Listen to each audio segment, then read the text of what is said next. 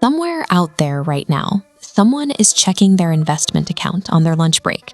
Last month, they deposited $1,000, but their total balance grew by $2,300. For the first time, their money has out-earned their effort. To reach this specific day, they had to survive a psychological gauntlet.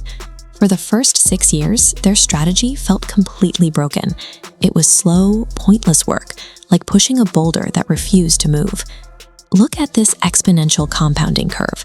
We are used to seeing the dramatic hockey stick spike at the end, but the math requires you to live inside this flat horizontal stretch for years. During the initial climb, there is almost zero momentum from the market itself. Surviving this invisible flatline is the ultimate filter. It is a psychological test designed to weed out those who rely on immediate feedback to keep going. Consider two people starting their financial lives at the exact same time. One spends 12 months skipping dinners out, driving a rattling car, and diligently investing $1,000 monthly. At the end of that first year, the famous power of compound interest has earned them about $400, the price of a decent pair of sneakers. Human brains are wired to extrapolate in straight lines. We see $400 of growth in year 1 and assume year 30 looks exactly like 400 times 30. The math functions entirely differently, but our biology doesn't know that.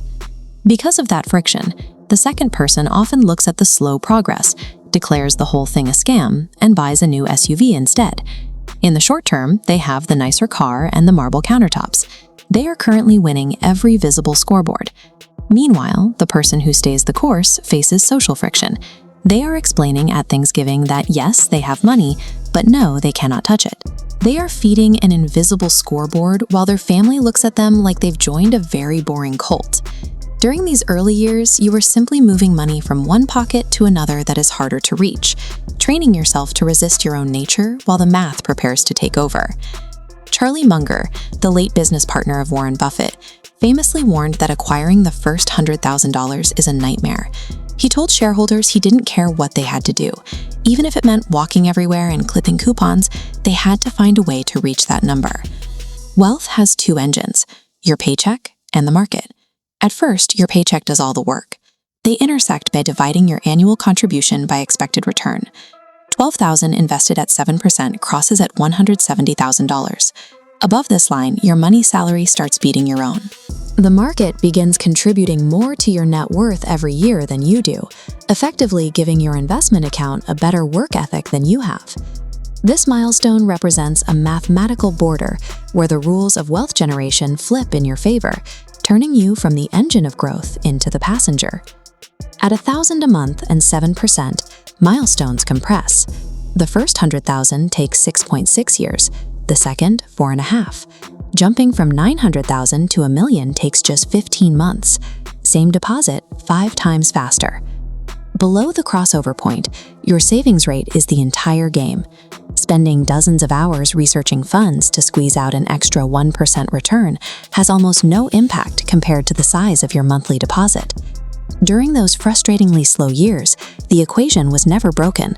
It was simply loading its momentum. If an investor hits this milestone at age 30 and immediately stops contributing, the autonomous power of the portfolio is revealed. Using the rule of 72, we find the doubling time.